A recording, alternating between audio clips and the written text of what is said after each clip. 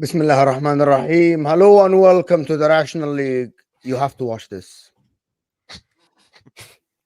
It's not good, that, folks. Oh. Melier, foot! You fucking knobhead. You fucking knob! What is that? I cannot believe it! For God's sake. What has he done? What has he done?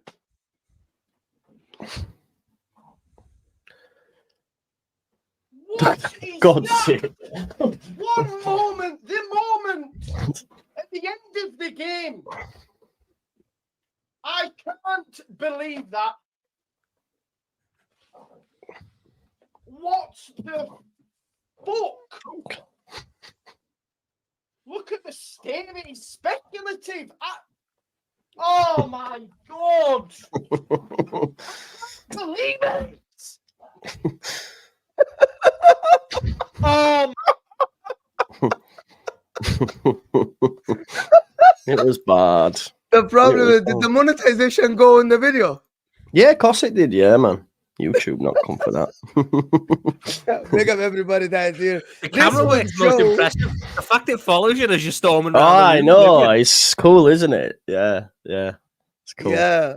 Big up people that are here. This is Joe from Just Joe Football Show, of course. When Melier had the worst mistake I have seen from a goalkeeper in literally the time after the extra time is done, after the added time is done, they were winning 2-1, and Melier literally just, if you haven't watched it, just go and watch it because It's bad. It's absolutely crazy. The mill down was bad, and it is what it is. Hit that like button, guys, if you just joined. Of course, we'll talk about Bukayo Saka and Kai Havertz disrespect, because some people now have to admit that Kai Havertz is having some clutch moments, is absolutely providing output. The goal was brilliant. And Arsenal were good, actually, in the game. Yes, they conceded a goal, but they were good. Manchester City problems are, if you haven't watched LB and Nobbins, if you haven't watched Nobbins, watch along. If you haven't watched all the Man City fans, yes, Kovacic saved him, but they're having troubles with the defense. Is that good enough? Is this sustainable without Rodri? We'll talk about that as well. And Liverpool are the best team in the league with every metric, by the way. Just every metric is the best team in the league. And Chelsea agendas will agenda. But I guess the first... Nottingham Forest are a good team. I'm not going to. 100%, guys. Over 300 people who just started. Big up the people that joined from Saeed. Hit that like button, people. I actually want to start and give 10 minutes to Manchester United, saying that they're going to take their time before sacking Erik ten Hag. Good for them. Please yeah, do. big up. Stand by your man and all that. Yeah. Make sure they do all their analysis. I mean, I've seen the name like Thomas Tuchel. Is that really what they want? They want to start a new project. This project's brought trophies. This project's brought an FA Cup, the most historic trophy in world football. Not many clubs can say they've done that. Second only to Pep. Second only to Pep is Eric. Do they want to blow that up straight? Well, I really don't think. And we got to look at the result of the weekend. A 0-0 draw away at Villa. That's a tough ground to go to. Arsenal didn't win there last year. City didn't win there last year. They lost. United get a point. Bayern Munich just lost at that ground midweek. United get a point. Johnny Evans' career revitalised under him. You know, he's developing these older players. Maybe that's the solution. Don't buy young, buy old. Just buy all these old players who are washed up and let them work the magic under Eric. You know, this is the way forward for Manchester United. You know, this should just be the start. I know that, you know, the media will run their agendas like, oh, it's the worst start United have ever had to a season since last year when Ten Hag had the worst start they've ever had to a season before. But that's just the media spinning narratives. Look at the positives, like he said. 4 clean sheets. Not many teams can say they've got 4 clean sheets. Keeping John Duran quiet. Manuel Neuer couldn't do that. But do you know who could? Andre Onana. You've got to look at the positives here. United shouldn't be sacking him. You should actually give him a new contract. Do you know what? Not even taking the piss. After that Spurs game, when people were looking at Porto away, Villa away, people were like, you know, it was that those were the 2 games that were going to cost him his job, etc. Like, drawing both of those games is legitimately not actually that bad. And I think the issue is it's kind of putting us in this position again. Whereas if they'd lost both of those games, he would be gone today. I think it would have made that decision again so much easier for them. But now it's like, well, 2 draws actually isn't too bad, especially the one at Villa. So now they're going to take their time with it again. And we said, if they don't do it before the international break and they end up doing it straight after the international break, that's just idiotic. But they've left themselves in that position again by letting the kind of results. Thank you. Decision. When I said that to Man United fans, I was like, no, you gotta give him the 2 games. And I'm like, you're giving him a chance to go out if you sacked him, to go on a high note. For you to look like knobheads because he got a draw away at Villa, which is a great point in your fight to finish top half of the table against the likes of Forest and the likes of everyone else, the Fulhams and the Wolves. Sam yesterday said that I'm taking the piss when I said today, Man United away point at Villa Park is a good result, keeping a clean sheet. But this is Man United. No, this is not Manchester United of old. And people think I'm taking the piss when I say that. Yes, I am, of course, mocking Man United. And I am kind of condescending, talking about Man United. But the reality is, Johnny Evans got man of the match. You got a point away at Villa.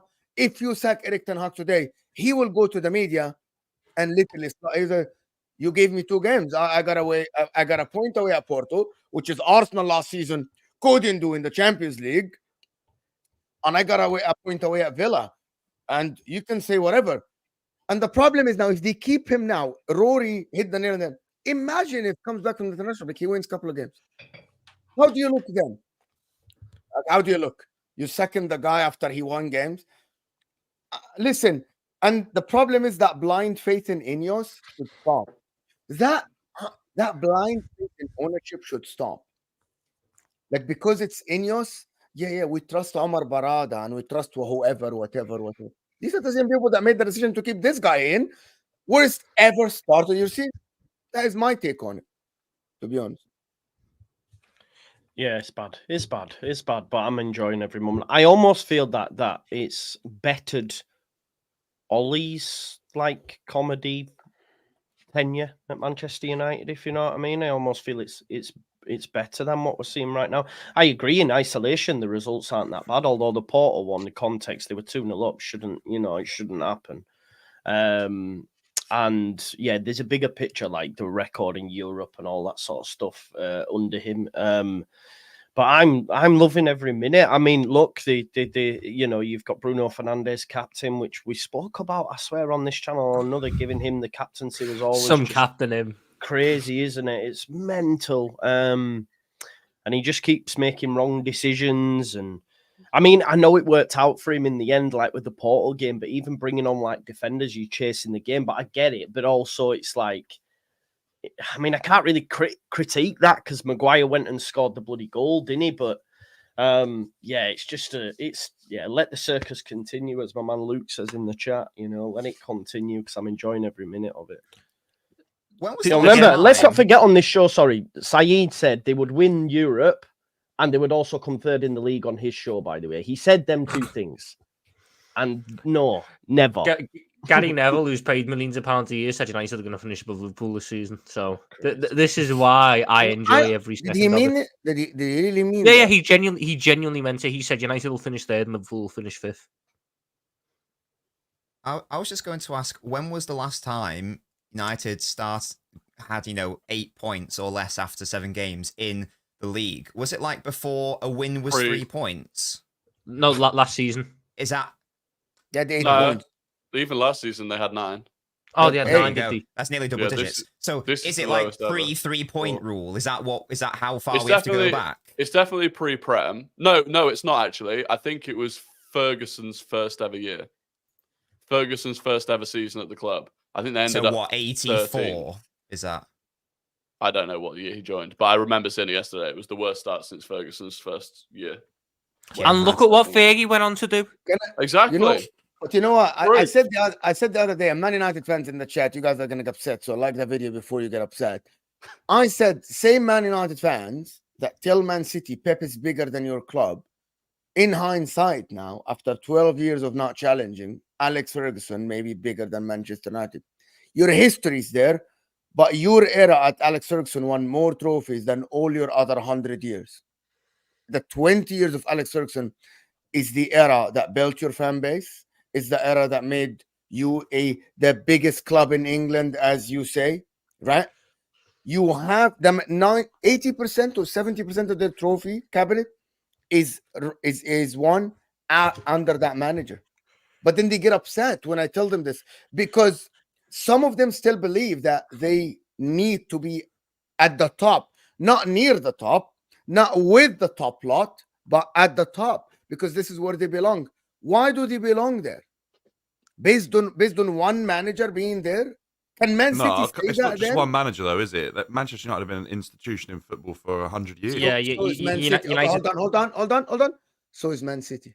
Not on the level of Manchester United. United had history before that, like the Busby Babes. The Busby Babes, like Manchester United. Tell me what I said wrong, guys. Tell me what I said wrong. 70% of the trophy cabinet of Man United are won under one manager.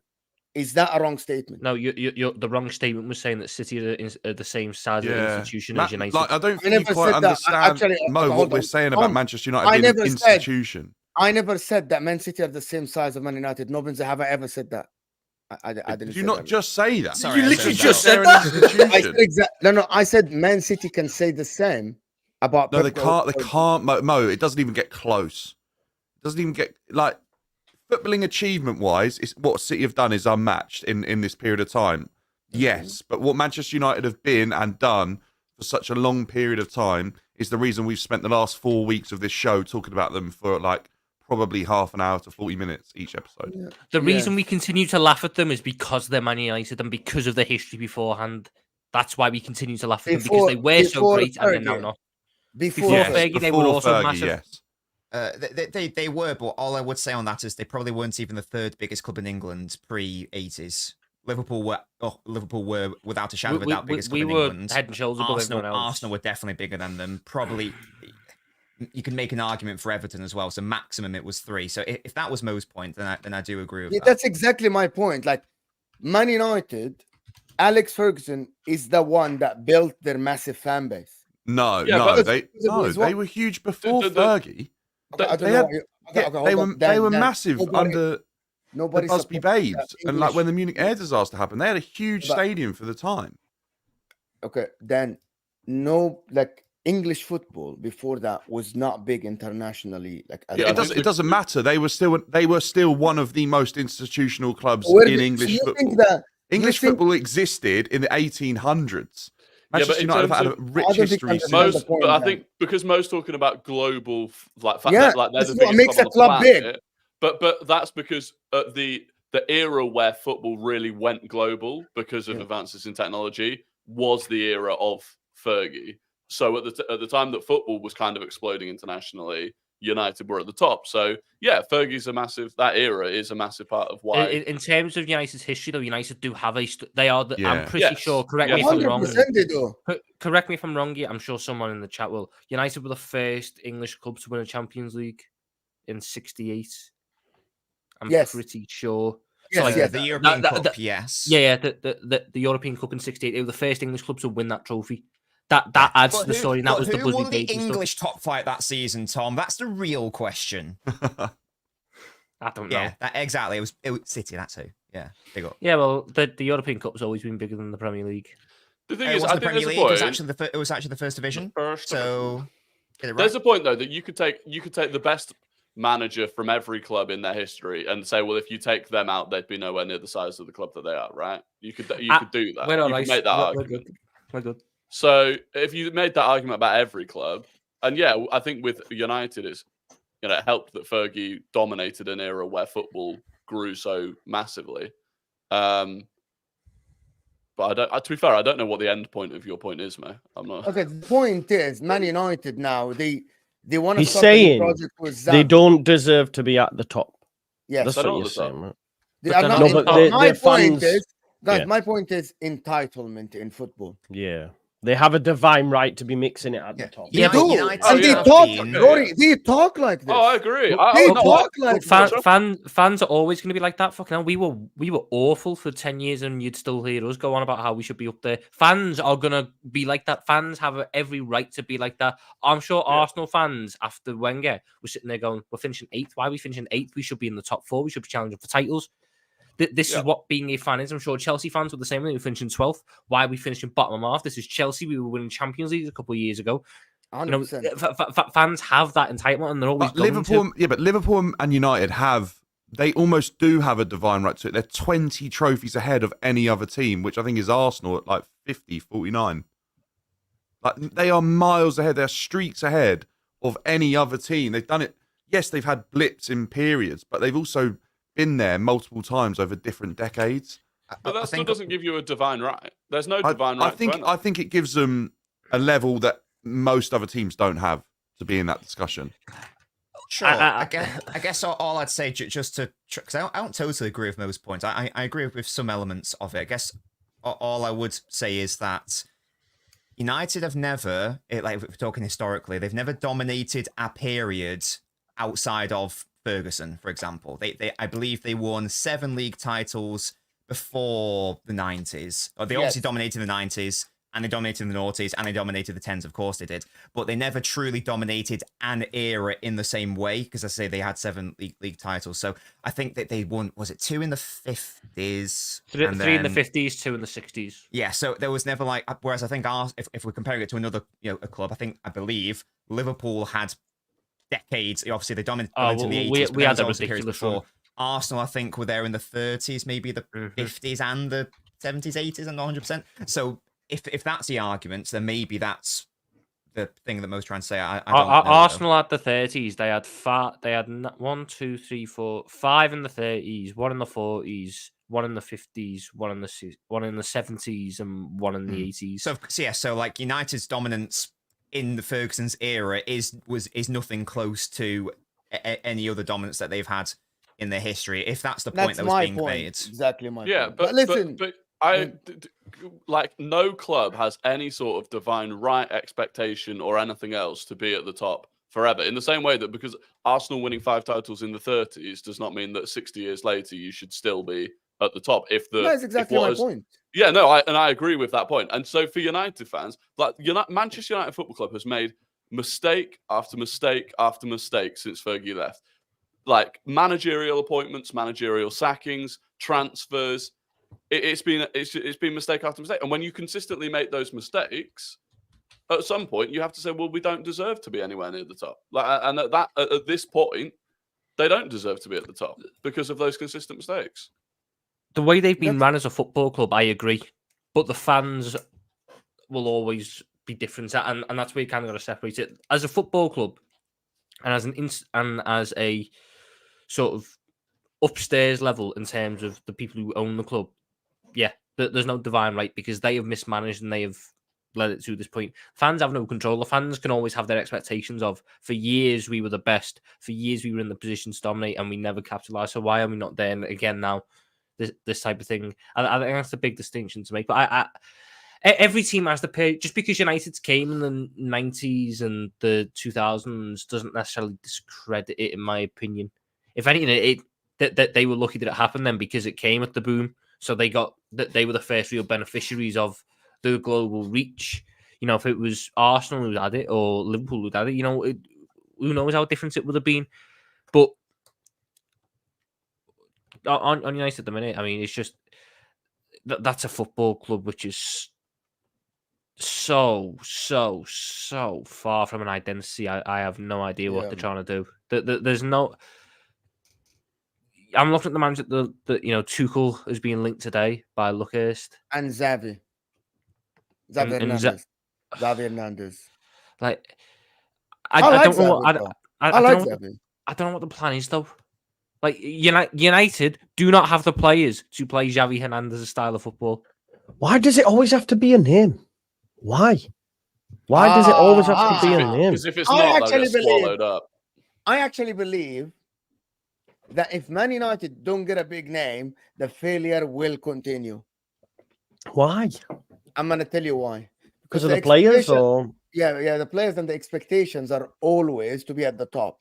They have no expectations to be top. But names have failed them up to this point since Fergie.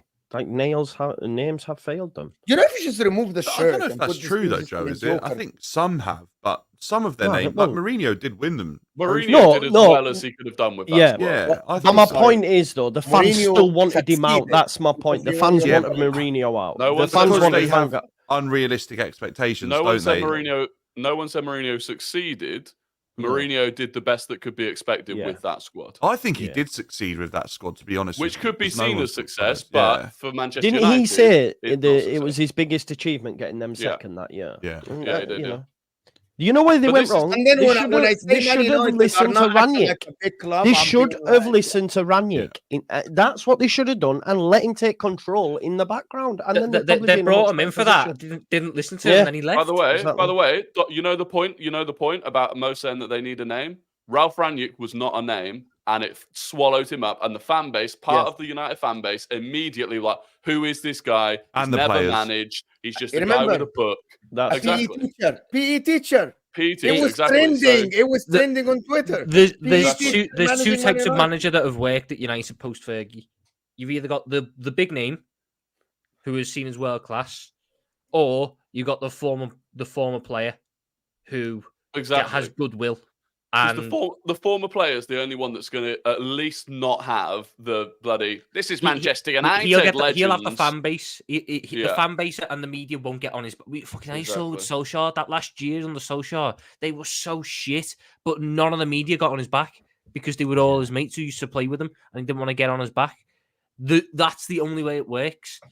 United as a club. The thing is, we sit there and say the job swallows up the younger managers and stuff. I agree. But my point is United as a job is pretty much a poison chalice because it's stuck in two minds.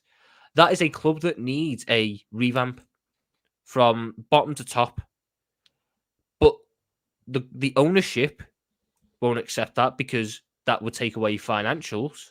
Because if they were doing a full-on rebuild, if they were to scale everything back and start from the ground up, they would lose sponsors, they would lose money, the stocks would go down, obviously, because they're not as big a desire to have. And the fan base, rightly or wrongly, I believe they're entitled to this view. They're a club that have grown up, that they grew up and they watched the glory days, and now it doesn't necessarily line up in their mind that they've got to do a full-on rebuild. They shouldn't have got to this point, and they had longer windows for their rebuild that they never took because they kept trying to cut corners. They kept trying to jump a step. That team under Solskjaer, as much as I don't think he was the greatest manager, that team under Solskjaer going into the 21-22 season was shaping up to be a really solid team. And then they brought in Ronaldo and fucked everything up. It's not to say Ronaldo was bad before any of the Ronaldo fanboys get on me, but that fucked up Solskjaer's system because he wasn't a good manager and just thought, I've got to play Ronaldo. When Ronaldo played, the pressing was off, that they didn't control games as well. Ronaldo still scored because Ronaldo scores, but the team as a whole suffered because of it. The Mourinho teams, he finished second and he didn't get a centre-back. If Mourinho got a centre-back that year, maybe they would have kicked on again. They always try and cut corners, and they always the way that football club's been run in recent years has always been a bit stupid. Right when they're ready to take that next step and close the gap, the money's not available. But when they first come in, they get 200, 300 million to spend on whatever they want. That's the part that confuses me. That's why I think they're doomed for a while. I think they're doomed because in the same way that you say that squad doesn't suit Xavi, that squad doesn't suit a single manager because that squad is made up of individual players that suit completely different systems. And there are 3, 4, 5 big, expensive players in that squad. There's still 2 players from Van Halsey, you know? Exactly. No matter who comes in, whoever comes in, you're going to look at a number of their big players and go, well, that doesn't suit him. And so I think they're in trouble regardless. For me, the only manager that's not an ex-United legend that will come in and be given time in the media is Gareth Southgate.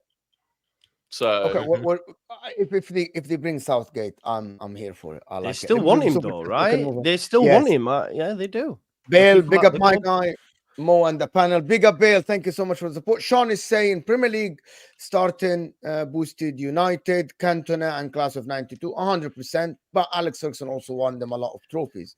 And that it's a perfect storm. It gave them the right platform, and then they took it. 100%. We sold that guy for £1 million, you know. Mm-hmm. Eric Cantona. Okay, John. Okay. Worst transfer in football history, I think. Being a Leeds fan must be a massive aids because you literally won the last title before it became the Premier League. That could have been your era of dominance. Yeah. I have a book actually called The Last Proper English Champions. Before all the money and the glitz and glamour came, we were there. To be fair, Leeds tried it again in the 2000s and got close, but never close enough. Got relegated. Hit the like button, people. As Luke said, we have 600 people here and we are not even on 200 likes. Guys, let's get to 300 likes live on this show. As Luke is saying, big up Luke. AMT saying, at the moment, top coaches thinking of coming to Man United will be a professional suicide, in my opinion. They should give it someone like Thomas Frank, man. I'm telling you, someone up and coming. Genuinely the Thomas Frank train, He will fail. I've mentioned this before, and Staffy was giving me grief about talking on United. It's Manchester United and Leeds United. There's more than one United, okay? Just so we're aware of this fact. But I have also put forward Thomas Frank before and got laughed out of the building. He'd do a lot better than what they've got right now. Trust me. Before we go, there's breaking news actually. I was going to say, yes. Mental. What breaking news you wanna? Well, go on. What was your breaking news? It will be the same breaking news, man. That's what I'm saying. It's going to be the same news. So you the break time it now. about the Man City thing. Indeed. Yeah. So basically, what happened is the rules of the governing commercial deals between clubs and related companies were declared unlawful. So basically, can you explain how I understand it? Is that that's mad.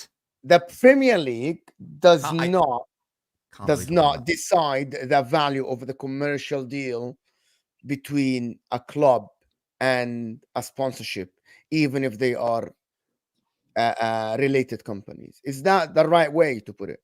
Yeah.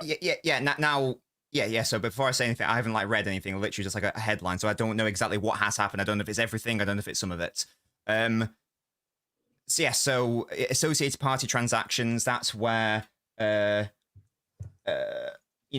deal with Etihad for City. City have an owner in Sheikh Mansour, who's obviously a UAE politician and a member of the royal family, because Etihad is owned by the I think it's owned by the UAE investment fund, I believe. The Premier League considers them to be associated parties, and therefore there's an influence between the two. That is the argument. And in the Premier League rules, the new ones were drafted for the purposes of basically in the wake of Newcastle, getting their money from Saudi, etc., to make it so that the Premier League basically could pick and choose, or they nominated someone who would decide whether it was fair value or not. That's what I understand the situation to be. City's counter to that was that's against competition law, I believe. I haven't read the headline yet, but that's basically seemingly that is the situation. But again, I've not read it. I might be jumping the gun there. Yeah, maybe. I'm trying to read the thing. Listen, if I don't know if this is true, but if clubs are allowed to decide the value of their sponsorship, but this is the thing. In UEFA's rules, it is drafted so that every single deal has to be for fair value. It doesn't. It doesn't discriminate between associated and non-associated. So I don't think this is going to turn it into a wild west where City can, say, right, our Etihad deal is worth £20 billion a second, because that still has to be in line with UEFA's fair value thing. I believe City's argument was you are purposefully discriminating against certain clubs, whereas sorry, Rory, go on. I want to hear this. I want to finish the point because this is very important, because there has to be regulations, because Newcastle can just go and sponsor themselves for 50 million, whatever, 50 billion pounds, and say, oh, right then. 100%, yes, but they can't if they want to be in a UEFA competition, because UEFA's rules say that you have to comply with our ones, and they used to distinguish and discriminate between, associated and non-associated, but with the most recent rule change, UEFA just said, no, everything needs to be assessed for fair value, I believe. I'll need to double check that, but I'm pretty sure that's the case. Therefore, I would assume City's contention was, well, you are unfairly discriminating us, whereas that's why they haven't had to go at UEFA here, because. So who decides in UEFA? If memory serves, there is a list of people who the club can pick from. I think there's like 7 or 8 names there. Whereas with the Premier League, again, off the top of my head, I didn't think I'd be talking about this today. I believe it's one which is decided upon by the Premier League. So I think that was the contention. Whereas with UEFA, you would have options. Whereas with the Premier League, there are no options. It's sort of decided by the Premier League. I think that was the main issue, I believe. Does this affect the 115? No, not at all. Not in the slightest. Nothing to do with it. Totally separate. Totally separate. Yeah. Man City put out a club statement, but go ahead, Rory. Basically, they put forward a load of arguments as to why the rules were unfair, and actually they only needed one of those arguments to be successful.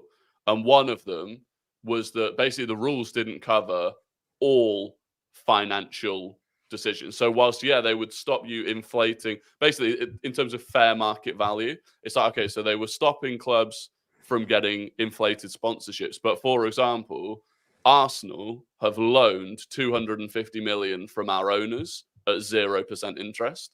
And so City's argument was, well, if you're gonna look at associated party transactions and fair market value, then you need to look at the fact that Arsenal were able to loan 250 million at 0% interest, which is not a fair market value because there is no bank or any such thing that you could go to and get a 0% interest loan. But Arsenal had done that from their owners. So that was one of the major things that they won on. But so that's good. Well, it's probably fair. They do raise a fair point. The issue is this: the Premier League shit the bed when the Saudis took over Newcastle. They absolutely shit themselves. And when they did that, they rushed through these rules, which only covered part of what they needed to cover, and they couldn't therefore argue in court that they were fair because they don't cover everything, because there are teams that are operating and gaining funds from non-fair market value deals. So it's the Premier League's fault again. And this is what we consistently, and this is why City might do all right in the 115, to be honest, is because every time it comes down to whether it's Chelsea with selling hotels to themselves or whatever, finding loopholes, whatever, consistently the issue is the Premier League. They just look stupid, don't they, Rory? They look stupid, man. Hold on, isn't the Premier League run by the clubs? Is it every decision is a voting decision? Well, isn't that mean that this this law decided by the Premier League? No, because the owners don't. The owners don't draft up the misunderstanding. rules. The only thing that the clubs get to vote on is rule changes and stuff. Everything else is like drafted up by higher ups in the Premier League. Okay, but the clubs need to vote to accept that. No, rule. but how about this? The best way I can describe it: all the clubs are members. Okay. We don't own the league. We're not in control of the league. We're all just members. We all pay a fee to be part of it. There's a group of people higher up who run everything else. When it comes to sorting the new rules and stuff, the football clubs don't fully write down the rules and forensically check the rules. They just vote on it. I understand this. Great. Let me put a scenario for you. The Premier League, as idiotic as they are, as Rory said, wrote these rules. The Premier League clubs are invited to vote. These people aren't idiots. These are billionaires. These are big organizations. They have lawyers. They definitely read the law, read the rules. And they decided, yes, we'll vote on him. The majority voted on him. Is that a fair analysis of the situation that happened? And now Man City said, you all are wankers. You guys discriminated against us. We need to remove these rules. Isn't that exactly how the situation have been put out? If that was the case, though, wouldn't Man City have flagged up the rules the moment they were put in, and not like 2.5 years later? I don't know if Man City did, and this is just when the court case is actually being structured or something. So when they were first brought in, these are the Newcastle rules, basically. When they were first brought in, City are one of the only clubs to like. I don't think they voted either way. I think they. What's the term where you don't do anything? I've forgotten. Abstain. Absolved. Absolved? No, abstain. Yeah, abstained. thank you. Sorry. But they said The only non-English speaking member of this. But they said, look, guys, if you amend these rules further, then we are going to challenge them because we've been advised that these aren't lawful. And then a couple years later, they did do that, and so like, right, well, you've done that, so now we're going to challenge them, and that's obviously so that the Red Cartel voted on these laws to approve them, and then now they got defeated. This is the analysis situation in just a simple term. Yeah, very simple, guys. But I don't know, because again, I've not read anything, so I don't know if it's in parts happened, or is it one tiny element that needs to be amended, or will it in the main still say the same? I've not read it, so I don't know. I don't know how big a bigger scale this victory is, but the fact that there is any victory is very interesting, because again, like, we were told that this was outrageous that City did this and all that stuff. But the way you put it now, that I'm gonna tell you guys the real problem here, right? It makes the Premier League look very silly, by the way. Yeah, it is a simple YouTube show, right? We don't have Sky Sports. We are not TNT, right? We just sat here and no one's explained it. And Rory just explained another point, and we all got to understand why City challenged it, what was wrong with it. And I don't think anybody disagree that it is fair for this rule to be changed, because it's not fair, right? For the majority of the time, and I was a victim of this, every time I read an article at that time, about 3-4 months ago, or at the end of last season, it was not explaining it the way. It was explaining it the way that Man City want to sponsor themselves with 50 billion and 100 billion, and it's going to inflate the market. Now that City won, now our people are trying to explain themselves. That is the problem. But I wasn't provided with information enough to analyze the situation. But it's true that was why the rules came. That is what the rules came in for, to stop that. So that wasn't untrue. It's just it didn't really count for the fact that there are other clubs inflating their revenue in ways or gaining financially that are kind of doing it in an unfair way as well. So that Yes. that's the main problem. But nobody mentioned this. It's the first time I also- hear this, also- Rory. You know that no one said what you said. Mo, Only Mo, maybe small media outlets.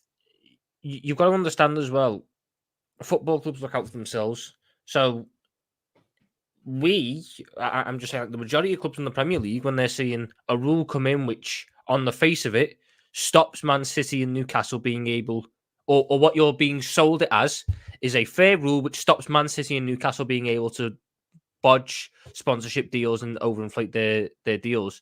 Every club's going to say yes to that, pretty much, because it helps them, it benefits them. If Newcastle can't spend 500 million, that helps me.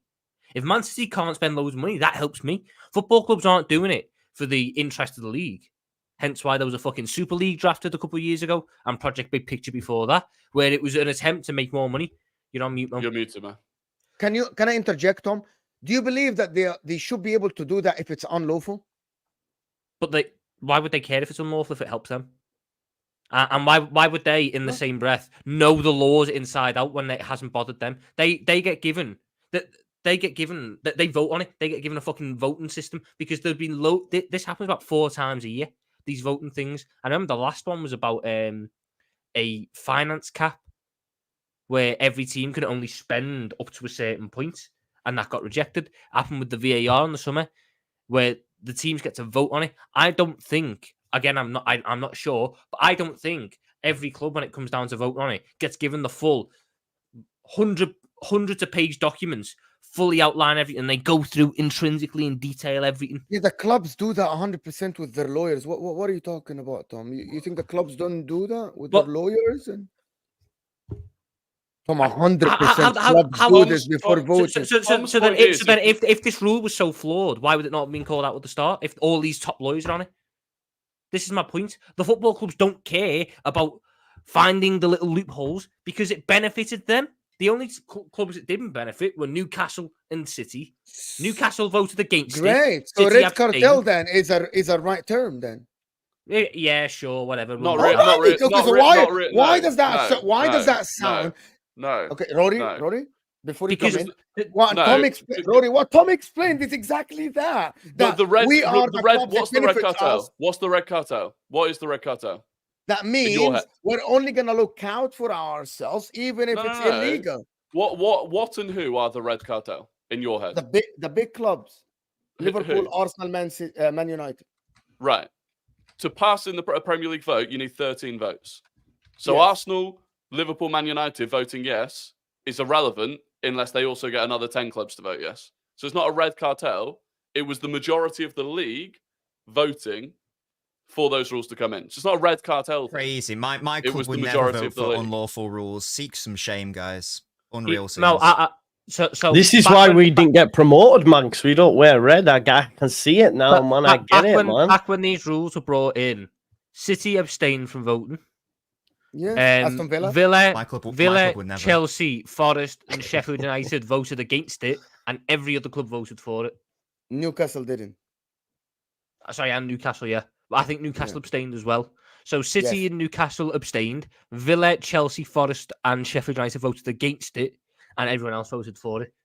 So that's 9 other teams, bar us 3, which voted for it.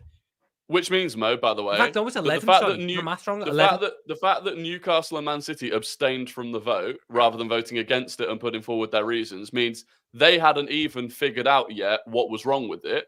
They post that rule coming in and then them being affected, then hired some of the most expensive lawyers in the world to figure out a way of getting rid of that rule or bringing it back. And those lawyers went away and they found ways that they could argue that the rules were unfair. And that's very normal and that's fine. And fine, the rules may have been unfair. But like they hadn't even realized when the vote went through that this was how this was going to impact them or why it was unfair. So well done. The lawyers, the very, very expensive lawyers have done a good job, which is what they're paid to do. I am a neutral, and I think that law, was unlawful, and I'm happy that it's gone. Yeah, I'm saying one thing: as long as Newcastle and Man City are not allowed to go to their cousins and say, "Please, I want to buy this 200 million pound player, and I don't have the money because my financials don't allow me. Please sponsor me for 200 million pounds." I am okay They can do with- that now. But here we go. That is the point. Nobody's just the- explained that they cannot, Rory. Well, He I think just they can. explained that they... No. Okay, hear me out. If what you're saying is true, Rory, I am totally against that, because even Man City will not be able to compete with Newcastle. I don't think people understand how rich the Saudis are and how much money they are willing to spend. Yeah, that's why the They're Premier League allowed shut to. the bed. And I am all okay. Nobbins, can you explain again, please, that why you cannot do that? Man City and Newcastle cannot still go and sponsor themselves for Because of 500 UEFA, billion pounds. if they do that, UEFA are going to tell them to fuck off, and then they can't play in the Champions League, which is what they want to play. And it's very Or simple. Europa League or Conference League or Yeah, any they other. can't play Yeah. in a UEFA competition. That's it. It's the same with FFP. If you got rid of FFP in the Premier League, it would still be enforced because teams only try and break FFP to get into the Champions League, but you can't play in the Champions League if you breach FFP. It's very simple. UEFA is the one that oversees, because every team wants to be in UEFA competitions. Every team inevitably will end up following UEFA's rules and regulations at one point or So you another. make top 4 and top 3 and top 6, and that's the whole point of apart from this, there's only going to be one winner of the league and no Europe. So But does that make sense, Rory? That's what nobody just no. explained. Oh, it makes sense. However, City were well aware of UEFA's rules when they back in the early 2010s when they were doing this. That the argument will be Newcastle will go, well, we'll get into the Champions League. They can't immediately bar us from the Champions League, so we'll play in the Champions League. Then they'll bring forward legal action, and then we'll drag them through the courts. So they're still, for me, of the opinion that they can beat UEFA legally when they need to. Yeah, but it's not only about that, You, Rory. you There are can't many, beat, many you other can't beat FFP punishments. though. Yeah. There are many other punishments, Rory, which is, imagine if UEFA say, okay, Newcastle, you broke the rules, transfer ban for 5 years. Newcastle are destroyed. They're done. Because it's not only about playing in the competition, they can prevent them from moving any player in for 5 years. Now Newcastle are done. They're even done inside the Premier League, by the way, Rory. It's not only about not playing there, it's about you're not allowed to do any transfers. There are other things as well that the UEFA can do. They can impose some things that happened, shorten your squad, blah, blah, blah. All these things that UEFA can do. I believe that because this was discriminatory only about the associated party, I believe it's unlawful. Maybe that there should be other rules about how you assess a sponsorship deal or something like that. I believe in fair market value. I believe in that because I don't want to see the freaking market go bonkers, especially with Newcastle. Not even Man City, by the way, because of Newcastle, right? But if it's going to be only benefiting, if it's going to only affect clubs that have associated parties, like Aston Villa, like Man City, like Newcastle, that's unfair. I think we're going to go in a direction, and we already are, where actually a lot of instruments in football don't follow like the law of the real world law. So, for example, Diarra recently won a case, basically a landmark case about the laws around transfers, where they breach EU employment law. So there's a case where, as it stands, UEFA can potentially stop a player moving from one country to another, but it was deemed that was illegal, and it happened to Diarra back in the day. I think we're moving in a direction where rules that do make football better will be removed because they are not technically following the law, because football clubs are businesses and not clubs. So that's just my general worry about the constant use now of very expensive lawyers, whereby City employ more expensive lawyers than the Premier League, and then they beat them. The outcome of the Diarra case is basically that players will now be able to terminate their own contracts. I just want to stress Rory's implication that there's an inequality of arms between City and the Premier League. That's not the case. Both sides have the best top lawyers in the country. It's not a case of City have better lawyers or more expensive ones. I just want to address that. Okay, let me do the super chats. We can go to the football now. Yeah, I was Thank going to football, man. Thank fuck, I was so lost. Going to sleep, bro. That's why the chairs. Banter on the pitch, Dio. Thank you, Dio. Smash the likes, people. We got almost 800 people in the house. Hit that like button. Hit that like button, people. Bale is saying, might be Bozo, but Frank Hayes to United. Is that the guy That was the Nah. Lens manager. I don't know where he is now, but he was the Lens manager. Might be a bozo take. I don't know. If United get any manager other than the likes of big names, I think they will fail. That is my take. There is one project manager who could work at United, but I don't think he's got. I don't think the United squad is set up for him. All right. The law is the law. Premier League rules and policy means zip. Okay, Craig. I know you're a Newcastle fan. I don't know what that super chat means, but fine. Should we maybe find, just to be in the interest of fairness, the Premier League have released an announcement which they seem relatively. So the Premier League seem relatively happy with what's been decided, as if it's not a major win for Man City. I think the fact it's our win at all is the point, though. Even if it's more about like a moral victory, I think the fact that City have technically gone here and won, I think that's the point, no matter if it's big or small. So the Premier League said the Premier League welcomes the tribunal's findings, which endorsed the overall objectives, framework, and decision-making of the APT system. The tribunal upheld the need for the APT system as a whole and rejected the majority of Man City's challenges. The Premier League add that Man City's victory relates only to a small number of discrete elements of the rules, which do not, in their current form, comply with competition and public law requirements. These elements can be quickly and effectively remedied by the league and clubs. So basically, they're just going to slightly change the rules rather than. I like it. Great. Then. Yeah. Great. Which actually might lawful rules might just adversely affect teams like Arsenal that have been getting loans interest free off their owners. Which is unfair that you get an interest-free loan. Yeah, that's crazy, Rory. Seek shame. Newcastle takeover was allowed to go through if they didn't challenge Premier League rules. City challenged as they feel under attack and won ally and competition. Okay, Craig, I didn't know that. The government got involved in that shit, man. They want their money, man. That's what that's about. I understand that now. So that's why Newcastle didn't vote then. Thank you, Craig, for the clarification.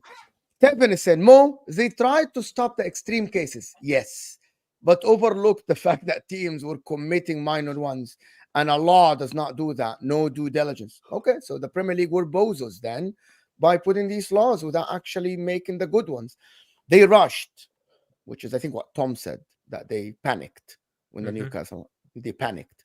Thank you, Devin. I don't think they expected the Newcastle takeover to actually happen. And then when it did, they went, oh, fuck. What do we do now? So threw together some fucked rules. Yeah. Currently, PSR FFP promotes debt. 105 losses every 3 years is just debt. Consistent debt. The rules are against... FFP isn't 105 million. FFP is 5 million. The rule 5 million. FFP of Europe. It's because it's like the owner can put in 30 million per financial year to add it. Isn't that changing though as well? Isn't it to do with how much money you bring in now? Revenue, I think isn't that's it? right. FFP is much stricter. That's why loads of I think it was 2022. A load of big teams in Italy and Germany, and I think one in Spain, got hit with FFP fines. And stuff because they breached it because FFP is a lot stricter. PSR is just the fucking flawed attempt at trying to do it in the Premier League, and how that 105 is probably going to change at some point and become stricter. I think 105 was presented as it's this because of COVID, because you had COVID and this, that, and the other. But I wonder when that COVID point is going to stop, type thing. Isn't there a rule coming in as well that means you can only spend a certain amount more than what the lowest club? Oh yeah, that's a wage cap. No, I don't think it's a wage cap. No. Yeah, it's something like it is related to the something. It's anchored to the lowest team, Dan. Yeah, I think that's right. Yeah. So the lowest team in the league. Go on, no, yeah. So I think what you're on about, Dan, is what Gary Neville is proposing what should happen. But I think the actual thing that is happening is you're allowed to spend a certain percentage of your revenue.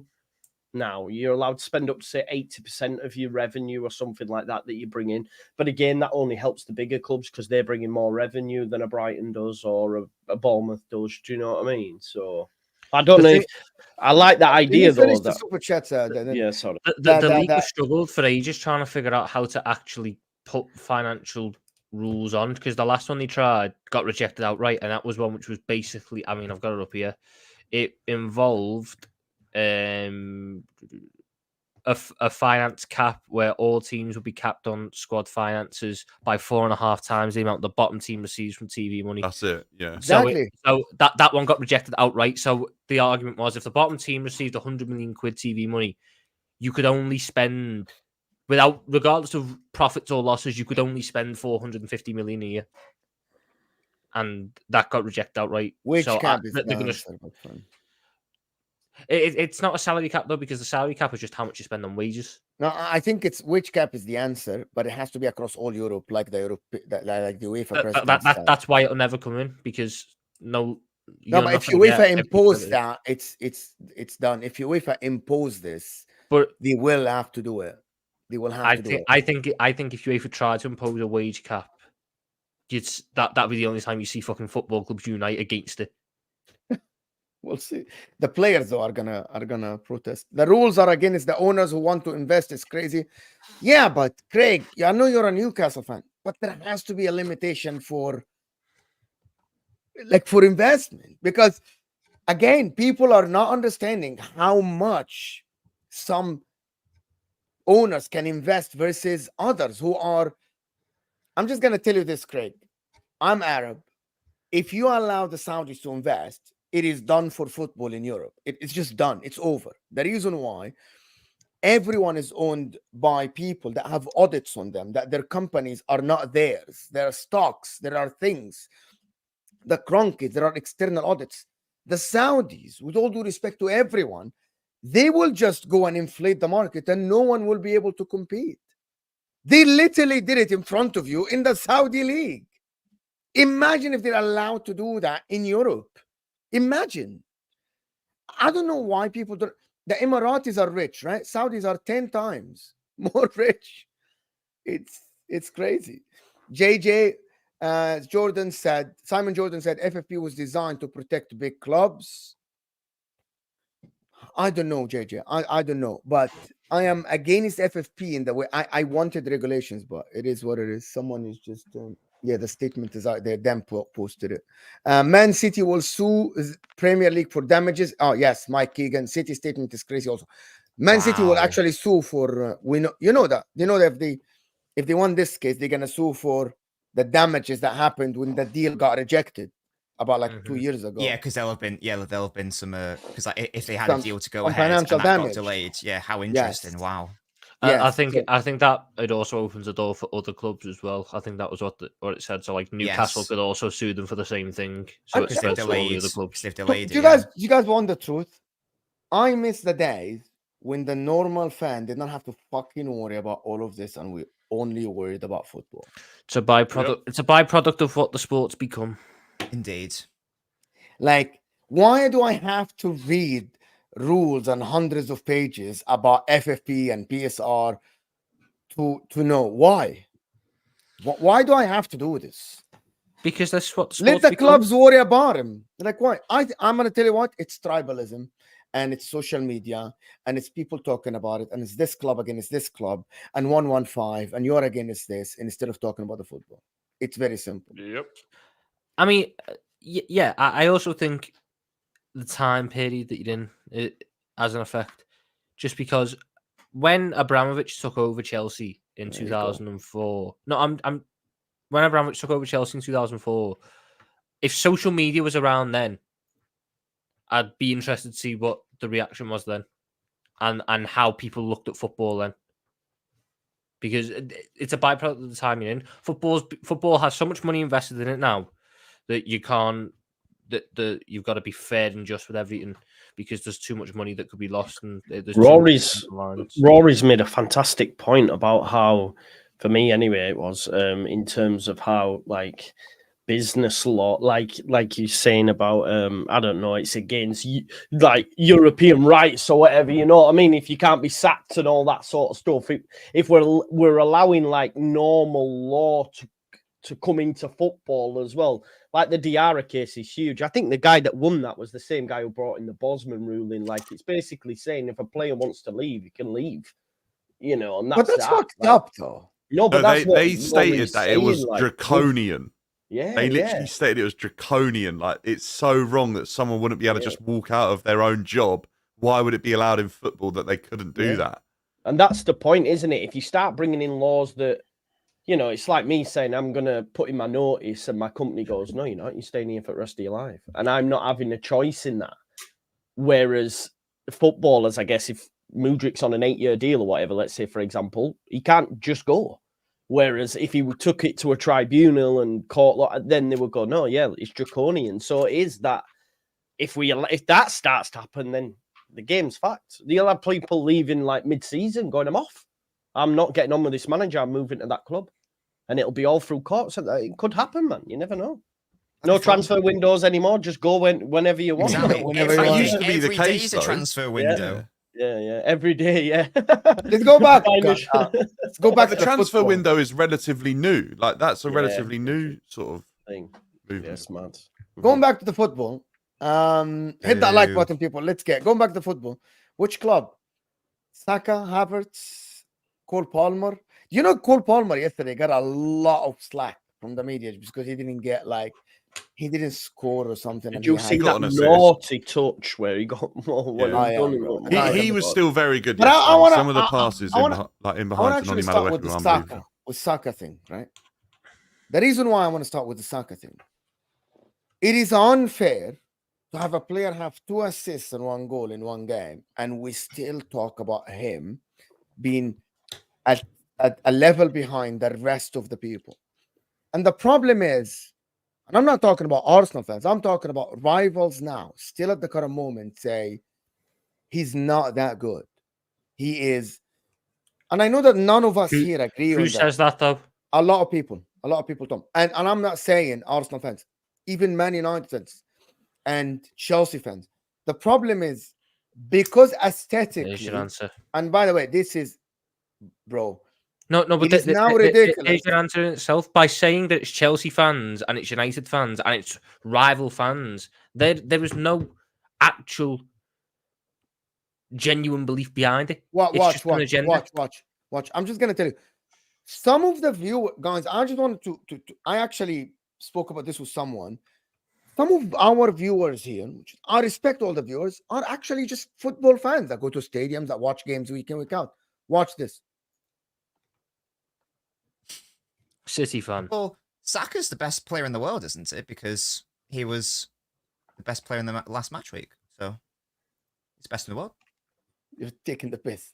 He's been disingenuous, but Saka gets far too much flack. I say this every single time, and it all boils down to one thing: is because he's an Arsenal star boy. Everybody hates Arsenal, right? So some don't, but the majority do. We can all admit, and I think a lot of that's due to the fact that they have such a big social media presence. They can be easily triggered. You know, you've got it goes even back to AFTV, like genuinely, like this is where it all stems from, I think, personally, anyway. And because he's their star boy, he gets compared, like, there's a massive loving for Phil Foden, right? From massive, you know, I don't see Foden getting nowhere near the criticism as someone like Bukayo Saka. You need to look at my timeline, Joe. Right, okay, fair. But I just don't see it. And let's not forget, Foden's been promising to come through for years, whereas Saka hit the ground running and he hasn't stopped. I just don't I do understand it. It's because he's Arsenal star boy. I'm telling you, that's why. Because he's phenomenal. Like, you want to talk about, it's like he's not a big game player. Well, I got told last season, not a big game player. He scores against all the top sides, right? So that's that kiboshed. This season, he's not doing enough. Hasn't he not got a goal and an assist in every single game? Apart from one game where he won man of the match because he created the most chances in the Premier League. Yeah. So who else is over doing the past that? 70 games? But 70 games, 140 games. This guy in one game created the most chances per game in one game. In the only game that he didn't get GA. Yeah, exactly. And who else is putting up them numbers? Who else? Is anybody? Cole Palmer. Has he got a goal? No, but he hasn't got a Haaland. goal involvement in every single game. He doesn't. He doesn't. And there were some he had games he was over a quiet goal involvement in every single game. last season. No, this season up until No, now. no. It's No, not I about mean, the he's number got- divided. Yeah. He's Saka actually got one in actually- 8 actually- games. Oh, right, Yeah. okay. Saka Yeah. actually had a GA involved in every single game apart from one game this season. Every game. Which is actually, if you think about it, it is crazy. It's Crazy. actually crazy, to be honest. Listen, the problem is when you watch Bukayo Saka, he doesn't do the flicks This and whole tricks. thing. Sorry, and I hate this narrative as well. What's he won? The fuck's that got to do with the price of fish? Genuinely, it hasn't. Because you can have a top player, right? An amazing player. They might not well know. What's that mean? You telling me that Harry Kane's poor now? Is this what we're saying? I know, come away from this whole narrative thing and social media and all that sort of stuff. Are we saying Harry Kane's a poor player? Because by that logic of what has he won, it's BS. This is why I never, ever agree with this statement of, well, in order to be considered one of the great, you've got to win an international tournament. I don't agree with that either, because ultimately some players will play for nations that are shite. Yeah, Shite. but I'm telling No, you, I don't know, but no, I'm not putting Saka on that pedestal. By the way, no. But let me just say if that. Saka doesn't win anything, okay, let's imagine. No, but he Saka will, just won't win- he? But it's like saying the argument. You don't know that. He You will, don't know bro. that. Well, You but- don't. You don't. You don't know that, Joe. All right. Okay. I don't know. Was he not involved in? I don't know that as well. Like what I mean. Was he involved in the FA Cup, Rory? Okay, but hold on. Yes, FA Cup and Oh, So he's FA won Cup, something then. FA He's Cup won and Carabao something. Cup. What I mean by that, Joe, if Saka goes 2, 3, 4 years without winning the Premier League or the Champions League, right? But he puts out numbers, right? The problem with Saka's numbers. Do you rate Steven Gerrard? Do you rate Steven Gerrard? Yes. But he won the 0 Premier Champions Leagues. League. Yeah, He but won the 0 Champions Premier League. Leagues. Is this But what let we're me- doing now? But he won the Champions League. But let me Right, let me but just- 0 Premier Leagues. but let me tell you the difference. Okay. Do you Look at rate the Harry difference. Kane? Let me tell you the difference, guys. Do you rate if Harry let Kane? me finish my point. You'll understand Thanks, Tom. exactly. You'll understand exactly that. The difference between that and Bukayo Saka. If Bukayo Saka is regularly winning Player of the Year, Player of the Season, top goal scorer, top assist in the Premier League, and keep doing that, and the team is failing him, like Gerrard, you can have that argument. Yeah. Saka is very consistent. I like Bukayo Saka. I think he is arguably now, with Lamine Yamal, the best touchline winger in the world at the current moment, hands down, right? But if Saka continues 2, 3 years without winning the Premier League and not winning the best player in the league, the difference is freaking, what's his name? Steven Gerrard won multiple individual awards, multiple across the years in terms of Europe and in terms of the Premier League, right? Saka hasn't yet, not a lot. So the problem comes in, okay, you're very consistent, you're scoring goals and assists, you're playing very well, but you aren't winning trophies, and you aren't winning individual awards. You aren't on Ballon d'Or, what is it called? Podium. You aren't here. That's the problem, Joe. Here comes the Do we problem. expect him to be in the Ballon d'Or like there? Did we expect that of him? Do you expect that of any of the players you think they should, like Foden? If you want to be the best in the world, you have to be on Yeah, that but he's not podium the at best in least. the world, is he? He's not that. Where do you hold Saka then as a level for you? Where do you think Saka should He's be? not what I've called him world class actually in the past before, but Okay. no, And it's I wanna that ask level you a below. question. He's one of you the believe best he's players winning? in the Premier Do League. do you know the thing about it? I believe if Saka was at Real Madrid playing right winger, right, Real Madrid would have won the exact same trophies, and Saka would have been the same star as Rodrigo. Well, there you go. I then. genuinely believe that. So, what is this point? What's the point that we're trying to make Sorry, here? it was the point me. was I'm not- responding Yeah. to Joe Right. about the trophies, that he doesn't have to win trophies to be But- considered a world-class player. Yes, because That he is doesn't. that is what he said. Yes, No, because no. he doesn't. Yeah, exactly. Because team trophies are not an accurate representation of a player's level. Yep. If Even Bukayo, even uh-huh. so let's have a look at. Let's say, for argument's sake, Bukayo Saka goes and puts up a season that is close to, if not breaks, the Premier League assist record, which is apparently what he could do this year because he's got 7 and 7 or whatever. But Arsenal don't win the league. Is that on Saka? No, but that So is then, my point, but then that doesn't take But away that from is his my level point. as a player. I would still call him world class. bro. I if- literally made that point. I told So you. then, why are we having this discussion? That if everyone agrees, No, but that because Saka's he is world not class, doing that regularly. I don't think you're Maybe he's listening not doing to that Tom. regularly. He's been the best fucking attacker for 4 years. Bro, he didn't even win player of the season last season for them. He came third. Yeah, but that's fans' opinion. The problem is, Tom, you're not listening. You're not listening. I was responding to Joe. Let me talk now. Let me talk. Because that whole point was flawed. That whole point. Because do you know when our player of the year when we won the Champions League? Carragher. Carragher won it ahead of Gerrard. We saying Carragher's better than Gerrard then, and Gerrard's not world class. Carragher won how many individual awards did Gerrard win versus Carragher? Individual awards are not a fucking great metric because they're not. They're voted by so many different. Can I understand you? What is your metric then? How because do your we whole measure point it? then. What is your metric? My metric is when I'm watching the player across a number of years. Are they the best in their position? Are they the best in their role? Are they the best in their side for them? Yes. Saka has been Arsenal's best attacker since 2021. He has been up there in the Premier League as the best attacker because the numbers are there, the games are there, the performances are there. Whether a journalist from the Times votes for him or not doesn't change my view of it. I have watched Bukayo Saka be Arsenal's best attacker for 4 years as they went from 5th to title favourites. And every year he has improved and improved and improved and improved. And every question he's been thrown, he has answered. He's never done it in the Champions League. He does it in the Champions League. Can't do it for England. He does it for England.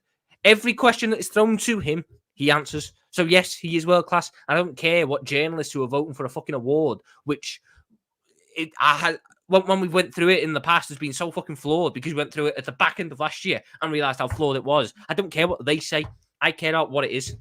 So your statement is, if Saka don't win major trophies, that's all right. If Saka is still performing at the level he's performing at, I don't take away from his individual level. I believe that Saka has been the best player in the Premier League so far this season. And I believe that if he maintains this level this season and season after, I think everyone will find it very tricky to not use the term world class, despite it being totally subjective. You can tell when a player is performing well when the goalposts on how to run agendas against them change. Saka was. Do you know what? I just done a little Google search here, right? Do you know? We all know about Socrates, right? The Brazilian legend. Yeah, the philosopher. Or... Never. No. He never won a major international or club trophy. He missed them great Brazil sides. So one of the greatest Brazilian players of all time, never won anything. But we don't look at him and go, well, he's shit, wasn't he? The thing I look at Saka. Di Natale never won anything for Udinese. He never won anything. Matt Letizia, Harry these Kane, are top players. Harry Kane's one of the greatest goal scorers football seen in the 21st century. Someone like Pascal Sagan. Someone like Pascal Sagan at Arsenal was a part of the Invincibles. I look at Saka and you can tell. Does that make him better than? Do you see what I'm saying? It's you can tell by the way rivals judge it and what they say. So Bukayo Saka was ridiculed and told you've got to get output better. You've got to have better output. Saka's now got 7 assists in 7 games, and the metric is you got to get open play assists. Corners don't count. This, that, and the other. The goalposts change because he's out. He's blowing them away. He's shocking their agenda. That's what it's about. If anyone tries to tell me Bukayo Saka's not world class, you're a joke. You're having me on. You're lying because you don't do what he's doing. You don't do it for 4 years straight without being world class. Constantly improving. The fact that the team has grown with him is a point of that. Gabriel Jesus came in and he's not grown with the team. He's gone. Zinchenko came in. He's not grown with the team. He doesn't play. Saka has grown with the team. The team has been grown around Saka as well. Let's not act like he's not world class. Let's not act like he's not one of the best right wings in the world. If you want my definition of world class, it's top 3 to 5 in your position in the world. Because some teams play a different system, so it's hard. So and look at every position at Arsenal, right? Every position has 1, 2, maybe 3 options in. Saka has no one. It's the only position in the Arsenal side that they've not been able to find someone. They've found, they've now got Timber right back, Ben White. They've got all these players, different positions, but Saka's still that only man. There's nobody. So that says a lot as well. Because we've already seen with Arteta, he's cutthroat. We've seen it with the keeper situation. I don't know why Ben White was out initially. Maybe it was I don't know, was it a knock or whatever? But will he Injured, win yeah. that? Will he win that position back? You know, he's just cut throat. He doesn't care. So the fact that they haven't even got an understudy to him shows all you need to know about Saka. And I genuinely think it is due to him being Arsenal's star boy. I think if he was at City, if I was at Liverpool, I don't think he'd be getting nowhere near as much criticism. Okay. I know Nobbins have to go in hold on, because I know Nobbins have to go in 15 minutes or less. I want to do these super chats, but I want to talk about City before Nobbins go. It's mainly Chelsea fans. It's your fault, Dan. They are insecure about Saka. It's your fault. Yeah, Dan, how dare you? Dan, it's Swine. you. It is you, Dan. It's not me. I rate Saka. Do you know what? I just get so fed up with this comparison talk all the time and like But I like subjective them. opinions I love of putting people in world class brackets and stuff. I get it. It's good for entertainment, but it does my head it's in. He's very a good boring. player, whether you like it or not. He can win games on his own. It's just ridiculous. I like these comparisons, actually. By the way, comparisons have been there since forever. It's Baggio, boring, Romario, Rivaldo. We've done it to death, though. We've done Foden versus Saka. Now it's Palmer versus Saka. Then it's Foden versus Palmer versus Saka. Saka has to be involved every time because it's the only way that people get engagement and clicks. The debate should be Foden versus Palmer. There's a far better debate to be had there in terms of where they both came from, the fact that they both really are trending to being a central player, etc., etc. They're far more similar players. Lee Carsley's not even interested in talking about Saka on the right wing because that's his spot. But he said he doesn't know how he's not going to be able to fit Foden and Palmer into the same team. There's an actual comparison to be made there and a debate to be had. But if you only talk about Foden and Palmer, you don't get the engagement. So it's 100%. We tried that. Bro, me and HUSAM were doing MHF and we tried to talk Palmer, Foden. Yeah. And people just always got. So then ask yourself why. I'm gonna give you one thing. I'm gonna give you an example. Care. Let me give you an example. Last Saturday on Sky Sports, you know the Sky Sports morning show? Yeah. They did again start, Saka, bench, Palmer. sell, and Yeah. it was Saka, Palmer, Foden. Again. Why do they care so much about Saka every time? It's that Haaland and Saka. And who was sold? Was it Saka? Someone actually started Saka, benched Palmer, and sold Foden. The other one. It was astonishing that I don't think anyone started Foden. Based on form, that's the correct order, isn't it? I think. But let me finish the super chat because we can go back to this. I really want to speak about City with Nobbins because I was asked about something to ask Nobbins about before the show. Haaland and Saka have been better than Palmer this season. Maybe I still think that Cole Palmer has been amazing this season. So I'm not going to go into this is the problem. We're 7 games into the fucking season. You can't say who's been better or worse after 7 games. Well, no, Tom, you're wrong. You're wrong because what you can do is you can label a player as the best in the world. You upset Tom now. You upset Tom. The fucking comparisons are stupid. Notice the difference in narratives. When it's Palmer, it's about his ability. When Saka, it is what he has won. Palmer has won more GA. Best in the world is crazy. Yeah, Palmer has not won. The funniest part for me is the assists thing. When they talk about Saka just crosses. Oh, but corners, they don't catch. Go and look at Cole Palmer's assists so far this season. Basically, every single one is a 3 or 4 yard pass to Madueke, who then does something really special with the ball. They are literally the least quality assist you'll ever see, but no one cares. And that's fine. An assist is assist. I don't care the quality of the assist, but it is insane how for Saka, so his assists have to be, 40-yard through balls with the outside of the foot that feed through. Like, it's insane. They got Rico Lewis's assist against Fulham. You know this new notion that only corners. I'm just going to say everyone, and I mean every single one, right, that talks about only corners, you have never kicked the ball in a high level in your life. Ever, by the way. People wanted James Ward-Prowse called up for England because he could take corners well. Like, and the problem, what happens is that when I see an ex-professional footballer talk about it's only corners, I know that they know how tough it is to master corners, to put them where you want them exactly. Right? Who did that? Fat Jamie O'Hara. Yes. I think when someone do that, I know that you're doing it for banter, because I know that they know it's not real what they're saying. That mastering corners is one of the toughest thing in football. Yes, To put them exactly where your coach wants, it is not as easy. Otherwise, everyone would have fucking done it. I was just going to say, I believe there was like a study done a few years ago of like, top level corners taken, and they basically concluded that a corner results in a goal 1% of the time in general at the top level. So the fact that whenever Arsenal get a corner, we're all like, oh my God, here we go.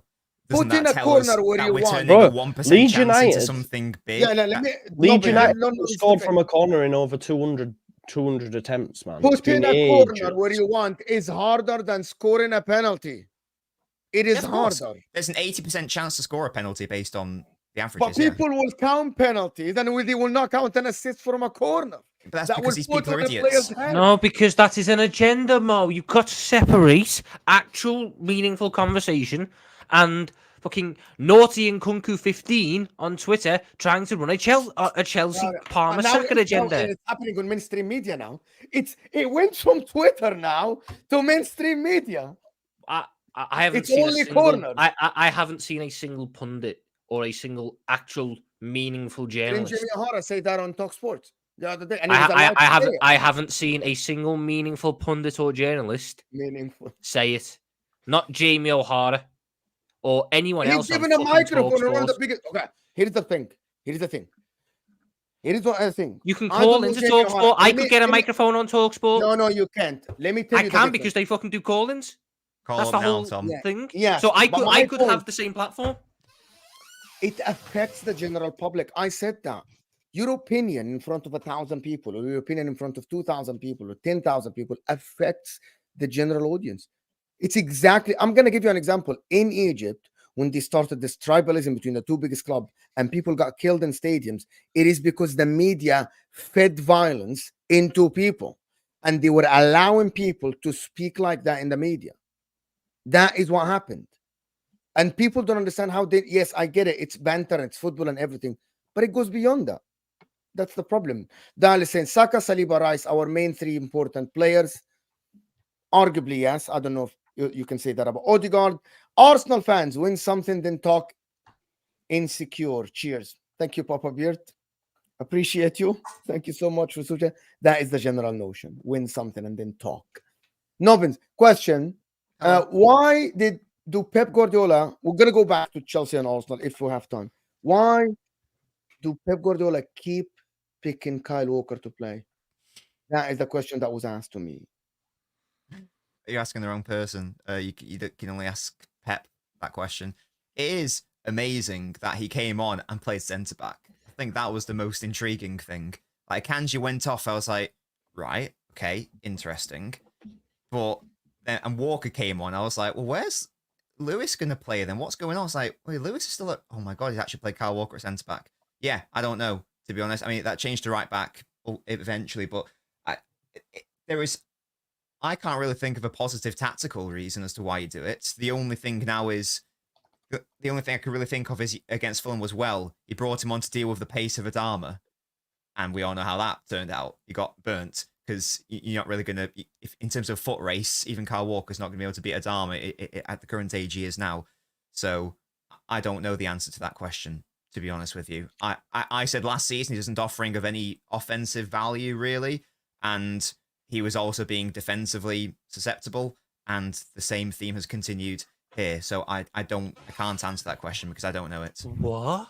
Kyle Walker, who's been crap for like 3 years, is still not good. Oh, not 3 years. Chill. Not 3 years. This season, last season. I mean, Do you think There's a reason Pep didn't start him in the biggest game of his Man City career. Yeah, because Manu Akanji is that good. But he wasn't bad that year. It was the year after. Is anybody here on the panel sees Man City vulnerable without Rodri for real? And also creativity is becoming a problem. Pep's going to fix it. I know exactly how Pep's going to fix this. He's just going to he's going to put Stones back as the centre back who goes into midfield. Stones have been Stones off gets injured too much. Yeah, I don't think that's a long-term solution just because of how much he gets Gavardio's injured. if we're going to do that, I think Gavadio needs to learn that role real quick. I think he could do it, to be fair. So then once Ake comes back, they can just rotate it. So one game it'll be Gvardiol be in the midfielder, the next game it'll be Stones. I think the one thing Pep's realised is Rico Lewis inverting into the midfield. Despite how good on the ball he is, he can get ran through physically. And I feel that if the midfield isn't set up correctly, they will struggle with the physicality in the middle of the park. And it'll put a lot of stress and a lot of strain on that defensive setup, which I don't necessarily think is as good without Rodri. So I think his solution to that is just going to be put a centre back in midfield in build up, bit of physicality in there. I still, to an extent, though, think that's like mildly disrespectful to Rodri, in the sense that like neither of those players, whether it's Gvardiol or Stones, offer what Rodri offers in an offensive, creative aspect. So there is still going to be a drop-off. And in terms of their struggle to create in the last few games, I still don't think that those are solutions to that problem specifically. I think once Kevin De Bruyne is back and once Foden... When is this guy back? Hopefully after the international break. But I think that conceding goals is the biggest thing. Like we did ultimately score 3 against Fulham. We conceded 2. That was the main issue. And it got squeaky bum time when it really shouldn't have happened. Fucking Adama Traore, man. Oh my god, the game's in your hands so many fucking times. Why can you not kick it past the goalkeeper? That's him. That's him as a player, sadly. No, but I have to give credit to Ederson, though. He was magnificent. Exactly, yeah. In this Ederson game. did well as well, to be fair, yeah. But One thing I would say, I think people are overreacting a little bit to City struggling against Fulham, purely based on the fact that like Fulham are a very good team this season, even outside of the City game. You look at their performances so far this season, like they're a good team. So I don't think it's not the same. It's not the same as if City had struggled against like a Fulham that was finishing 15th, 16th in the league. I think Fulham will be a top half team quite comfortably this season. So it's not massively problematic, I don't think. Yeah, but City normally didn't struggle against anybody out there. I do at this time of the year, though. The problem I think that people have, though, is I can only say this from speaking to a couple of City fans. Mm-hmm. In years gone by, even when they struggled at the start of the season, there was still a lot of positive signs, and there was a belief that, well, once everything clicks, once we sort it out, it'll be fine. I think certain City fans are now watching it going, some of the decisions being made are really confusing, i.e., why is Savio not starting again? Why is Kyle Walker regularly starting? What's this midfield setup going to be? And there's a bit of a lack of confidence in the setup as a whole to be able to produce the same results that it has in the past. Because obviously Rodri being out plays a big part in that. But you look at what Fulham done. If that is most other front lines in the top half of the Premier League, City are conceding 3, if not more. Because there were so many situations where the opportunities to counter-attack were open because the structure isn't there. And while I think that will come as the season goes on and the players adapt to their new roles, whilst they are exposed, and it's the same thing I was saying last year, when City open the door for you to get a gap on them, like they are potentially doing now because the structure isn't perfect, you have to take that chance if you want to win the league. If Fulham can cause City this level of problems, again, Fulham are a good side, but there are teams with better attacks than them. If those teams with better attacks can punish City, the door will open up. And I just think... Here is the thing, I can understand some of the concerns that City fans have. Here's the thing, Tom. City have time to fix that. They play Wolves away. They play Sparta Praha. They play Southampton at home. Spurs away, which is an odd game. It's a very odd game. Bournemouth away. Sporting Lisbon away. Then Brighton. By the time Brighton comes, Wolves and Southampton aren't games where you're going to figure out if it works, though, because Wolves and Southampton aren't teams which are going to cause you problems. And that my thing is, when City go against the teams with strong attacks, that's where the problems might be. Wolves have a shit attack. Wolves have picked up 5 points out of a possible last 69. The whole point, he has time to experiment in these games. My whole point is that those games aren't going to be a good test of it because you're not going to be tested in the same way that the top teams will. Because Adam Armstrong is not the same quality as Bukayo Saka. Fulham and Newcastle posted up higher XG numbers than City, right, in them games. Yes, Fulham, yes. This is the problem, right? So, like what Tom's saying, obviously, if you get someone there that's going to be clinical, then it's a worry, man. It is a worry. They're nowhere near. And it's not as easy as just going Rodri's out, because he's been out before and they've done all right. Do you know what I mean? There's obviously something else, like you say. Pep's sort of finding it out on the go, innit? He's tinkering on the go. So don't know. We'll see. But this is the time. Arsenal, you must now, and I think they will. By the way, but they must. Not Liverpool. You can swing it round. No, I don't think they will. We'll go under the radar still. You can swing it round in multiple ways. So like they have lost the last 2 games on XG. Now, how much weight you want to give XG? You know, some people are against it. Some people are believers. No, but come on, it's a fair reflection, isn't it? And if we go to that Newcastle game, if we go to that Newcastle game and put Isak in, that game, Newcastle win that game. Yeah, because the chances are falling to the correct people.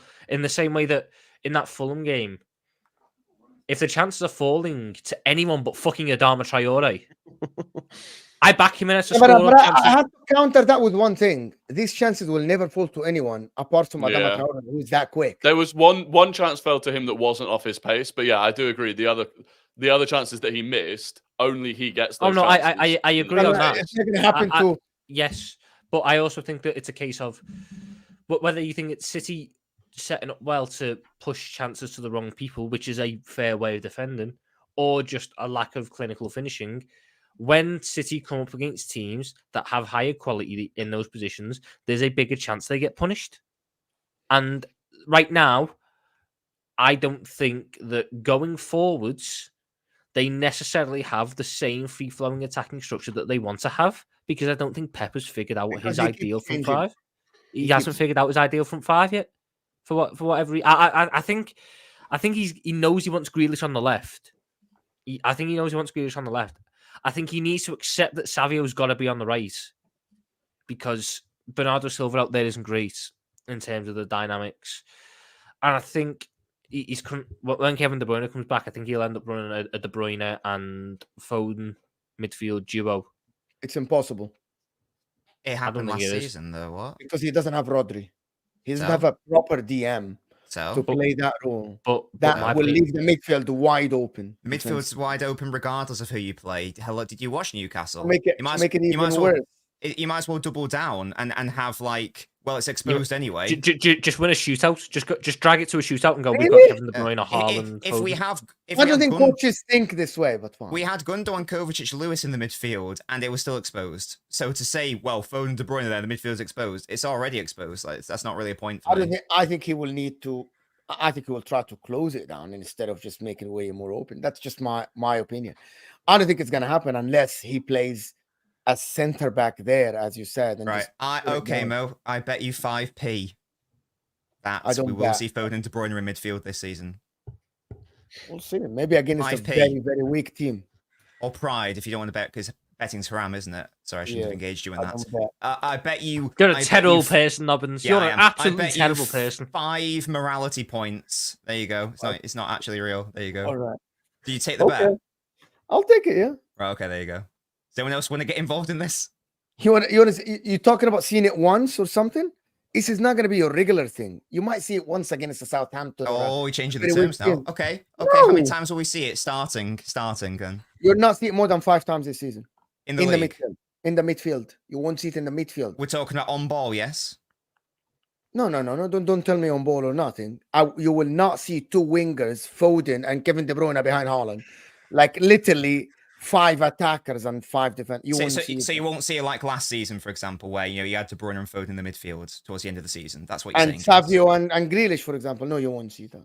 More than 5 times this season, you won't. Okay, right. We'll have that bet then. We'll see then. Yes. 5 pride points. There you go. Yes.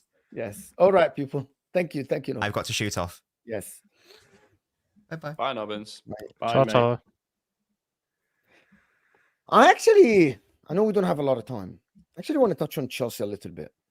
Yesterday, it was meltdown, and there is, again, same thing. Chelsea drew to Nottingham Forest, 10 man, and all of this talk about, oh my God, look at you is not good enough. Look at this is not good enough. What did you make of the game then? Yesterday. Exactly what I thought it might be, to be honest. We played Forest last season. They were incredibly tough to beat. And it wasn't until we brought on Reece James and it really sort of changed it up that we managed to get that win away last season. They're incredibly good when they sit in deep. They make it incredibly difficult for teams to play through them. They're frustrating. They'll time waste. They'll play long balls and fight for it and impose themselves physically. And Chelsea have had an issue with all of that in the last season, and I've been waiting to sort of see that test this season. And yeah, we've got to do better if we want to be in the conversation for top four and we want to be in the conversation for things bigger than that. In my opinion, that's a blueprint that is out for other teams to follow and make it difficult for Chelsea. We're all well aware that if a team plays openly against Chelsea, they make it very, very difficult for themselves because of our counter-attack and the speed we can... Oh, really? Forest are a good team. Like I said, they're a tough team to play against. I don't know why Chelsea fans were panicking after that result, that they've picked up good results this season, Forest. I don't know. I didn't watch the game because it wasn't on television over here because, you know, Really? the TV, right? Yeah, we had United Aston Villa instead. Fucking bore fest. Wasn't it like it was a Sunday, 2 in the afternoon? They don't Yes, show but multiple games you only that are get on one the of same them. time. You only get one of them. So I don't know why there was 13 minutes added on at the end of the second half. All Just I've the seen fight, wasn't it? was that how long the fight was. All I've seen don't from know. that fight is that Cole Palmer sat down and watched it, which Nah, is smart it's your old boy Nico Williams that caused that, mate. good lad. Good. To be He fair, shoved Cucurella. Cucurella Good basically lad. slid off the Astro didn't Cucurella get booked for that as well? Yeah, he did. Bro, So to be he's now honest, suspended Cucurella for the should game not against have us. Cucurella should not have gotten booked. Listen, I don't like Cucurella, He's but he should suspended not now. have gotten He's booked. No, suspended you off the missed back it. of that. So our Two former suspended player. players I in know the Liverpool Fofana game. and Cucurella will not play against Liverpool. So Nico Williams basically got Cucurella suspended for the Liverpool game. Yeah. My hero, my mate. Yeah. What a fucking. Is I Colwell think- injured as well? Don't No. think so. It's much better I than- think the reason Chelsea fans are not panic. Well, some of them are panicking, but I think it's the fact that we'd all kind of been saying, wait until a team sits deep against them. Like that was the thing, because Brighton played a high line, Wolves, God knows what they're doing defensively. So we kind of been saying, wait until a team sits deep, and a team did sit deep, and they drew against them with 10 men. And so I think that is kind of where it's like, well, point proven a little bit. Maybe Chelsea at the start of this season were a bit like Spurs at the start of last season, where people were struggling to figure them out. And whilst Sells did make some saves that you wouldn't expect the goalkeeper to make, I still think it proved a point. It proved a point that Chelsea, I would say Chelsea aren't maybe as good as Don thinks they are at this point. And perhaps that was the little bit of a How How reality do you check. think Don it will thinks be- they are? How That- good Don- you think Well, Chelsea- Don thinks Don that says they're they're not kind the of best probably... midfield in the league. Yeah, Don thinks that 5 or 6 No, of their players he are never Ballon d'Or said that. players. So. No, Don has said that. I have video did? evidence that he said that on a stream with No, he me. hasn't. He said he might. They might. No. be able to finish above Liverpool. No, I Because saw the clip.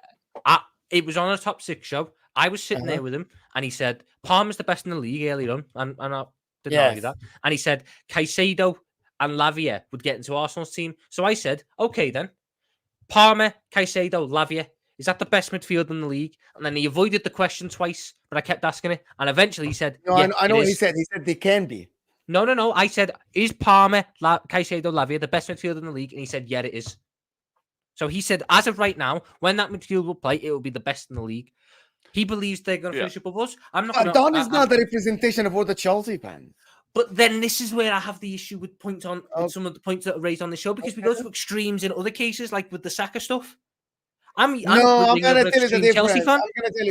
I'm going to tell you. There is a lot of slack that Saka gets. This is why I spoke about it. There's a lot, bro. This notion that the corner thing was actually even before the game that they played this weekend. Maybe Don is an extreme. Maybe Don thinks like his team is better than what he actually is, in your opinion. But the majority of Chelsea fans don't think that they are better than Liverpool or Arsenal or Man City, but they think they are better than the rest, the Aston Villa, the Newcastle. I think this is the actual point. Are Chelsea better than Aston Villa? Are No. Chelsea better than Newcastle? That Yeah. is the point. They're better Not than Newcastle. Liverpool and Arsenal and all these. Not guys. Like statistics and okay. Number one, table don't Liverpool are top, right? Statistics back that Liverpool are ahead in every single metric in the league. Right? Not goal scoring wise, but yeah. Yeah, but my point, the goal difference, which is Yeah, but that's that's the whole point, right? No, but that's down to defensively, not attack. Like I think like the 5th highest scorers in the league, but with the best defense. You're the most balanced team in terms when it comes to attack and defense because you have the best goal difference. But anyway, besides the point, Chelsea at the current moment are a team that is fighting for top 4. We all agree, right? They are in the top 4 race. They are in guaranteed top 4, right? No, you don't like that, So- Rory? What I think they're fighting for top 5. Chelsea should get Champions League this season if if England are one of the Forget the leagues that get the top, 5 yeah. points. Yeah. I still don't think they'll get top 4. I couldn't tell you if they finish 4th or 5th. I couldn't because I have no idea what Villa are going to do, and I have no idea if fucking Tottenham are going to pull the finger out and stop being Tottenham.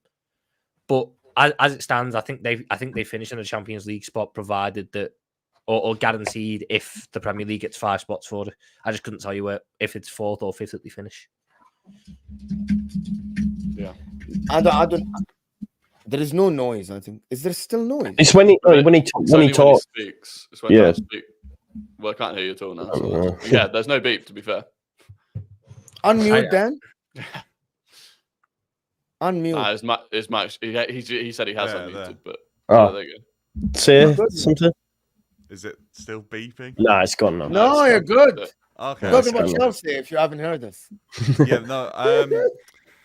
We're gonna get top 4, no doubt about it. No, I'm joking. I'm not on that level of delusion. I don't think. I just feel like we've got some tests to overcome, and then I think we can sort of see we've got an incredibly difficult sort of running all the way up till like the 7th of December, really, where we're going to be challenged on a much harder level than we've been already. It's doing it again, isn't it? No. I think when you play, I think Chelsea Liverpool is going to be a really interesting game to figure out where both teams are, because Liverpool so far, people say haven't really had a tough test. Even Arne Slot says that.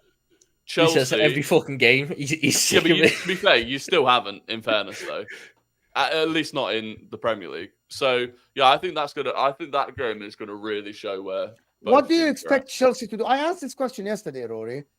How is this game assessing Chelsea? What are you expecting? Well, if Chelsea can really compete with Liverpool, then they've So got not a very results. credible. You're looking at performances, not Yeah. results. There's no Okay. point because results-based analysis is flawed. But if you look at the performance and you're like, okay, Chelsea have gone toe to toe with Liverpool here. They've created plenty. Maybe they still lose the game, but if they challenge Liverpool, then yeah, they're definitely a threat. But so far, their performances and especially their better performances have come against teams that I just think suited them well defensively. It's going to be an interesting. I mean, I don't agree with everything Hassan was pushing yesterday about how it's going to be one of the easier games that we'll play because Chelsea aren't that good. Chelsea have players that can hurt you. Chelsea have an attack that is dangerous in transition. If we don't respect them, Chelsea can cause us problems. Do I think we should be beating Chelsea at home? Because I think we should be beating everyone at home. But I think it's an interesting one. It's going to be an interesting game in that sense, especially with the suspension. I mean, I don't know who's going to come in for Chelsea now because Cucurella and Fofana are suspended. Is it going to be Wilson and Vega? Just slot right in. Vega against Salah is going to be an interesting test then? It's gonna be an experience for Vega, to be honest, to play against Salah, one of the best. The next, do you know the next 4 for Chelsea are going to give us a real proper look at it because they've got Liverpool, Newcastle, Man United, Arsenal. That's there's some tough games there. Oh yeah, And it's going to be interesting. The big thing for me, there is quite a good feel-good factor around Chelsea at the minute in terms of the players and stuff. I know that there's some still running their agendas, but whatever. One thing I'm interested to see if it happens. I'm not saying it's going to happen, but if they go through that 4-game run and they only pick up 4 points, 5 points, 3 points, whatever, they lose a couple games, this, that, and the other. I want to see if this squad can bounce back, because I felt like that was one of the problems they had under Poch last year when they went on a bad run. The heads went down, and the bad run went on much longer than it should have done, and the performances suffer from. Can I ask you something, Tom? Can I ask you something? I want you to tell me, realistically, a top 4 team like Chelsea, how many points you think they should get out of these games? Liverpool away, Newcastle at home, Man United away, Arsenal at home. I want everyone in the panel, because I want people to know the expectations. Are we expecting them to get any points away at Liverpool? Logically, if you were to ask me for predictions on this, I would say they get 6 points. I'd say they beat Newcastle and United, and then they lose to us and Arsenal. Same. I don't think they beat Newcastle. I've just went Newcastle because if it was at St James's Park, I'd entirely agree with you. But it's at Stamford Bridge. Yeah, 4 points. See that if they get anything less than that, it's to be honest. The only thing that would be worse if they get 9 points but lose to United. That's arguably worse than just getting 6 points but beating them. If they let Eric Ten Hag beat them, for me, 6 points would be the average. If they get more than 6 points, that means they've beaten probably United and Newcastle and got something out of one of the Liverpool and Arsenal games. That would be okay. That would be overachieving. That would be overachieving. So 7 points or more, I'm impressed. 6 points, I'd say, is the average. Less than 6 points means they've dropped points to either Newcastle or United, and I think at that stage, or at this stage for those two teams, that's not good enough. So, but aren't you expecting a top 4 team to go to Old Trafford and still get a point only? No. This current United team, Manchester United are not that good. They got a draw against Villa. Sorry, yeah. Chelsea's record against So Jim, I didn't mean that. So Jim, I didn't mean that. They're really good. Keep Ten Hag at the wheel and whatever. Realistically though, away at Old Trafford now, it's not the same fear factor. Teams don't go there. It's not. I agree with you. Teams don't go to Old Trafford and fear United anymore. So a team like Chelsea, they might have a new manager. Even if United get a new manager, Tom, you don't think that Chelsea should go to United? That might change it up depending on when he comes in and stuff. But if you're asking me purely, I'm going on the base that Ten Hag keeps his job. If Ten Hag is the manager, when Chelsea visit Old Trafford, Chelsea should win that game in the same way that pretty much every team who wants to be in and around Europe this year should beat Manchester United at Old Trafford this season.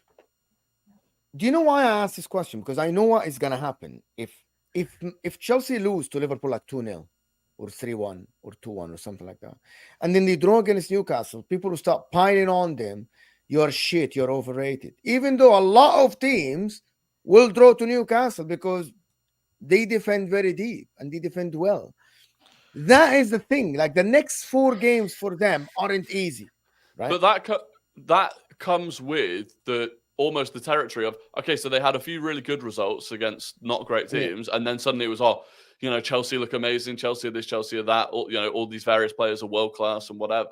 So if you want to swing it that way when it's good, then if you then follow that up with 3 games that you don't win against Forest, Liverpool, and Newcastle, then it's going to swing back the other way just as much.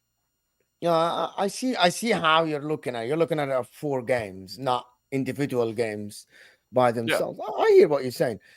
I think we'll have to wait and see for Chelsea. Listen, people, there's not going to be a lot of time to talk about other teams. This has gone for about an hour, 50 minutes now. We spoke a lot about the case or whatever. I hope that people just learned something. I learned a lot. All these guys' channels are in the description. Rory's going to go live today at 6:30 talk about Arsenal. Joe, what do you got coming up? I've got a show tonight with Benjamin Bloom, Ipswich fan, but just like championship GOAT, really. So, yeah, we're talking about the early pace setters and who's going to challenge Leeds United for promotion. All right. Dan? Yeah, we'll be talking about Chelsea, obviously, over the international break. I might do some different stuff as well over the international break, so check out the channel, but appreciate coming on. Yes, absolutely. And Tom Little, of course, channel is in the description. He will be live when he's live. Mhm. That's what is gonna happen. And Nobbins as well. I am an enigma, people.